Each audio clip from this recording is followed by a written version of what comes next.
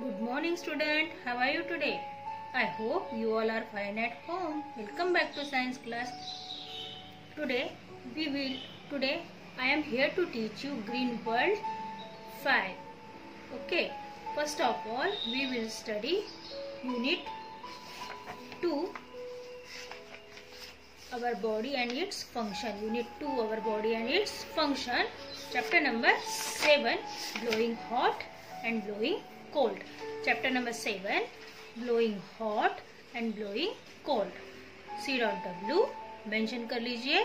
First of all you write C.W, date 24/11/20 and day Tuesday. Okay, we will study Unit 2 and chapter number 7, blowing hot and blowing cold. Okay student, blow का मतलब होता है फूंक मारना. Blow का मतलब होता है फूंक मारना. ब्लो मतलब फूंकना या फूंक मारना. ओके, तो blow hot and blow cold. जब भी हम सांस लेते हैं या फूंक मारते हैं तो हमारी सांसें गर्म है या ठंडी है, इसके बारे में आज हम यहाँ पर पढ़ने वाले हैं. Okay, first of all we take a overlook of this lesson's topic.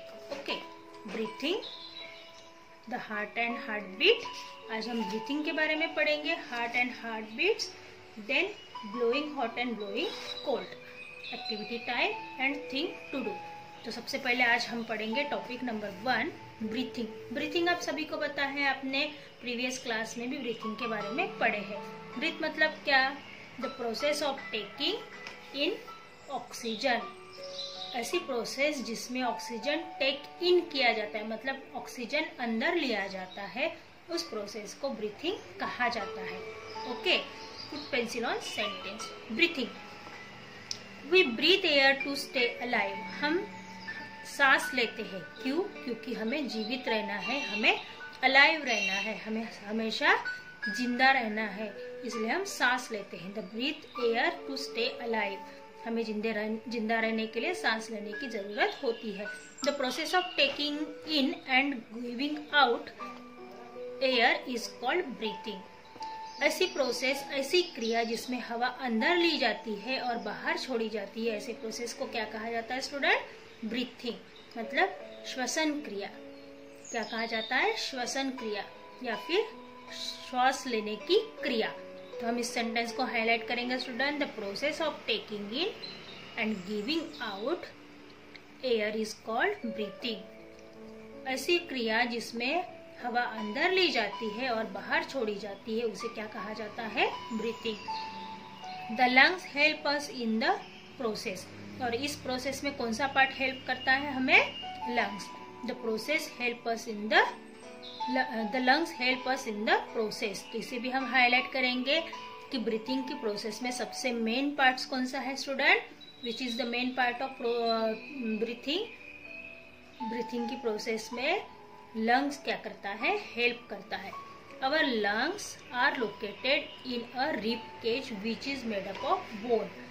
हमारे लंग्स कहाँ पर होते हैं?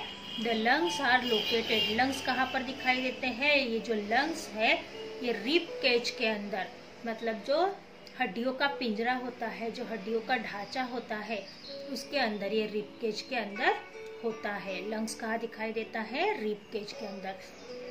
इस वर्ड को भी हाईलाइट कर लीजिए. Inside the rib cage. The our lungs are located in a rib cage. Rib cage के अंदर लंग्स होते हैं. Which is made up of bone. ये किस चीज से बना होता है? Rib cage. Rib cage bones से बना हुआ होता है, हड्डियों से बना होता है. Breathing causes expansion and contraction of the chest. Breath किस वजह से होता है? जब एक्सपांशन होता है, मतलब हमारी जो लंग्स है वो फूलते हैं या फिर एक्सपांड होते हैं, मतलब उसका साइज थोड़ा सा बड़ा हो जाता है, वो फैलता है. एक्सपांड होना मतलब फैलना. आप मैथ्स में पढ़े हो ना, एक्सपांड नंबर. एक्सपांड का मतलब क्या है? उसका फूलना या उसको लंबी प्रोसेस में करना. जैसे कि 4982 है, तो इसको एक्सपांड नंबर में लिखेंगे तो 4 के सामने 30 लगाएंगे, फिर प्लस का साइन देंगे, मतलब उस नंबर को हम क्या कर रहे हैं, एक्सपांड कर रहे हैं, बड़ा कर रहे हैं, आपकी लैंग्वेज में बड़ा कर रहे हैं। तो एक्सपांशन का मतलब होता है फूलना या फैलना, ठीक है। और कॉन्ट्रैक्शन का मतलब होता है सिकुड़ना। कॉन्ट्रैक्शन का मतलब होता है सिकुड़ना। जैसे आपने देखे होंगे, जो अभी दिखाई देता है क्या नहीं पता मुझे, पर जो नहीं क्या भोपू होता है, तो उसके ऊपर ना ग्रीन कलर का रबर का एक बलून लगा होता है, ठीक है। तो वो बलून को जब वो दबाता है तो उसमें से आवाज बाहर आती है, ठीक है, और उसको छोड़ देता है तो पहले की तरह फूल जाता है। तो जब वो फूलता है तो वो एक्सपांड हो रहा है, और जब उसको दबा रहा है तो वो सिकुड़ रहा है ना, तो वो कॉन्ट्रैक्ट हो रहा है, ठीक है। तो एक्सपांशन मतलब फैलना और कॉन्ट्रैक्शन मतलब सिकुड़ना, ठीक है। Breathing causes expansion and contraction of the chest. जब हम सांस लेते हैं तो हमारी जो चेस्ट है, हमारी जो छाती है, वो ऊपर की तरफ आती है, फैलती है। और जब हम सांस छोड़ते हैं तो हमारी जो छाती है अंदर के तरफ, जब हम सांस लेते हैं तो हमारी छाती अंदर की तरफ जाती है, और जब हम सांस छोड़ते हैं तो हमारी छाती फैलती है। ओके, आप इसको देख सकते हो, जैसे कि डॉग होता है, आप एक हाथ डॉग को देखोगे, उसको अच्छे से ऑब्जर्व करोगे, वो सोया रहेगा, तो आप उसके पेट को ऊपर नीचे होता हुआ देख पाओगे। मतलब उसका पेट एक्सपांड भी हो रहा है और कॉन्ट्रैक्ट भी हो रहा है, क्योंकि वो क्या कर रहा है, ब्रीथिंग की प्रोसेस कर रहा है। Our lungs and rib cage expand when we breathe in air. जब लंग्स, जो रिब केज के अंदर लंग्स होते हैं, वो एक्सपांड करते हैं जब हम क्या करते हैं, सांस लेते हैं।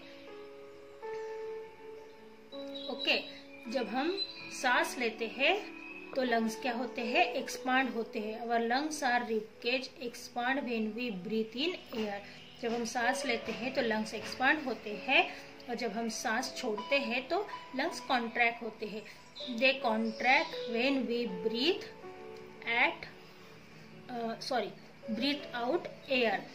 They contract when we breathe out air. मैं नेक्स्ट पीरियड के समय आपको इसका एक प्रैक्टिकल दिखाऊंगी, ओके, जो लंग्स के एक्सपेंशन और कॉन्ट्रैक्शन के बारे में होगा, जिससे आपको अच्छे से समझ में आ जाएगा कि एक्सपेंशन क्या है और कॉन्ट्रैक्शन क्या है। Okay, the process of breathing in is called inhalation. जब हम हवा अंदर लेते हैं उस क्रिया को इनहेलेशन कहा जाता है। ये इनहेलेशन की डेफिनेशन है। The process of breathing in air, यहाँ पर चाहिए था, the process of breathing in air is called inhalation. जब हम हवा अंदर लेते हैं, सांस अंदर लेते हैं, उस क्रिया को इनहेलेशन कहा जाता है, और उसको इंस्पायरेशन भी कहा जाता है, ठीक है। The process of breathing in air is called inhalation और inspiration. The process of breathing out is called exhalation और एक्सपर्शन। ओके, इसको भी हाईलाइट कीजिए। The process of breathing out is called expiration, inspiration और एक्सपायरेशन, ठीक है।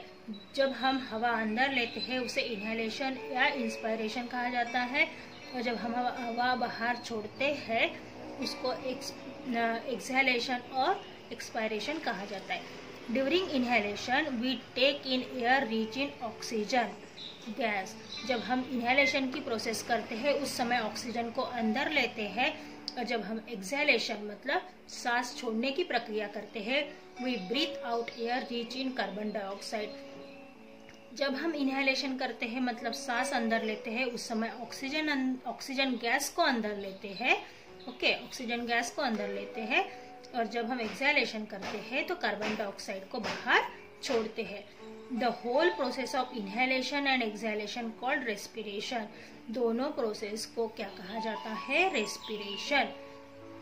सांस लेना और छोड़ने की प्रक्रिया को क्या कहा जाता है, रेस्पिरेशन। इसको आप हाईलाइट कर लीजिए। This process is carry out by the respiratory system in our body. इस प्रोसेस को कौन पूरी करता है, रेस्पिरेटरी सिस्टम। रेस्पिरेटरी सिस्टम में क्या क्या आते हैं, लंग्स आते हैं, ट्रेचिया आती है और नोज आता है। ठीक है, नोज से हम एयर ब्रीथ करते हैं। ट्रेचिया एक विंड पाइप होती है जिसमें से एयर अंदर आती है, वो लंग्स में जाती है और उसी समय कार्बन डाइऑक्साइड आउट की जाती है सेकंड साइड से। Okay,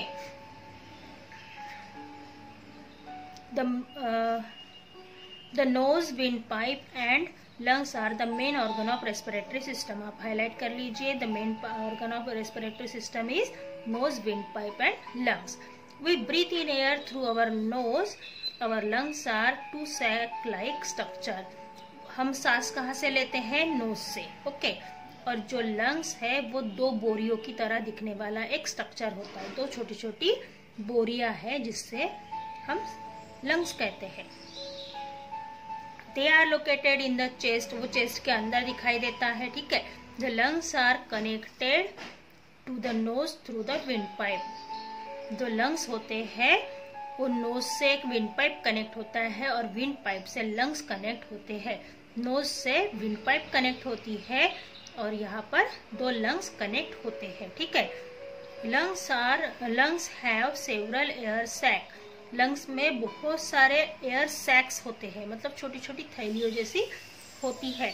that are covered by a network of tube. वो सैक्स क्या करती है, जो ट्यूब का जाला जो होता है, नेटवर्क जो होता है ट्यूब का, जो बहुत सारी मसल्स जो होती है, जो वेन्स होती है, उसको कवर करने के लिए इन सैक्स का इस्तेमाल होता है। Oxygen present in the inhaled air enter the air sac through the wind pipe. Wind pipe से हवा एयर सैक के अंदर छोड़ी जाती है। जब हम इनहेलेशन करते हैं, मतलब जब हम सांस लेते हैं, तो ऑक्सीजन को एयर सैक के अंदर विंड पाइप के द्वारा छोड़ा जाता है।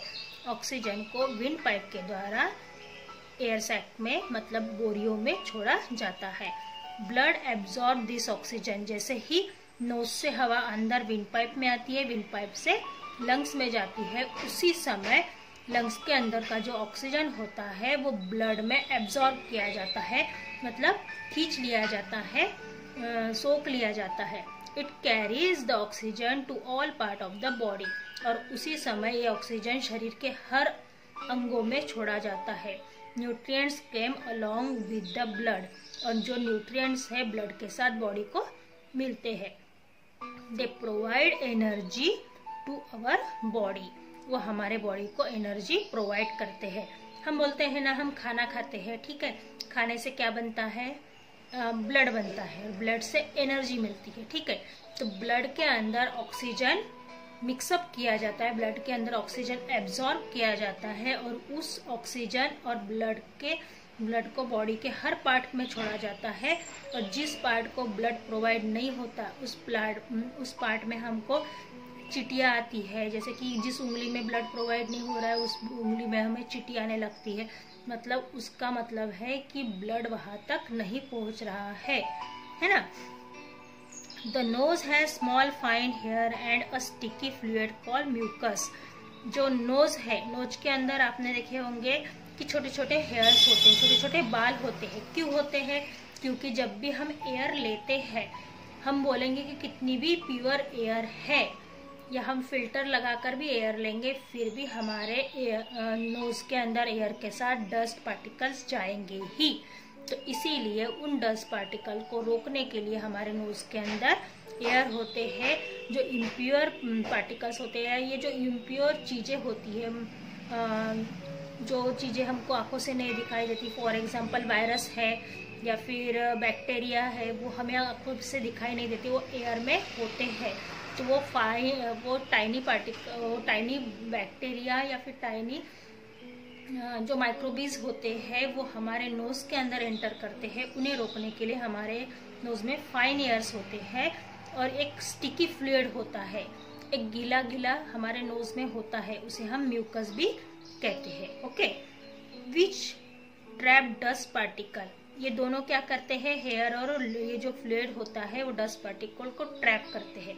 मतलब जैसे ही हमारे घर जैसे ही किसी इलाके में कोई चोर घुस आता है या कुछ हो जाता है तो उसको कैसे लोग पकड़ते हैं, उस तरीके से ये डस्ट पार्टिकल भी उनको पकड़ के म्यूकस और फाइन जो एयर होते हैं वो डस्ट पार्टिकल को पकड़ के रखते हैं, thus preventing them from entering our body when we breathe in through the nose. ये क्या करते हैं, हमारे बॉडी को प्रिवेंट करते हैं और इन डस्ट पार्टिकल को, इन बैक्टीरियाज को, इन वायरसेस को बॉडी के अंदर जाने से रोकते हैं। But if we breathe in through the mouth, अगर हम इसे मुंह से सांस लेते, होता है किसी किसी की नोज में प्रॉब्लम होता है तो उनको नोज से सांस नहीं लेते आती है तो वो माउथ से सांस लेते हैं, जो dust particle can easily enter our body, तो उस समय ये डस्ट पार्टिकल हमारे बॉडी के अंदर आसानी से चले जाते हैं। ओके, फैक्ट 5, स्मोकिंग पॉइजनस, आप पहले इसे हाईलाइट कर लीजिए, नोज है small fine sticky fluid mucus. Okay, smoking poisons the cell that line the lungs, अगर स्मोक करने से, धूम्रपान करने से क्या होता है, जो हमारे लंग्स की सेल्स होती है उसमें पॉइजन फैलता है, thus it damage our lungs, उससे हमारे लंग्स खराब हो सकते हैं। Regular smokes often suffer from the lungs diseases, और रेगुलर स्मोकिंग करने से, रेगुलर धूम्रपान करने से हमारे लंग्स खराब हो सकते हैं और हमें बहुत सारी बीमारियां हो सकती है। Okay student, see you soon next class. Okay, bye bye.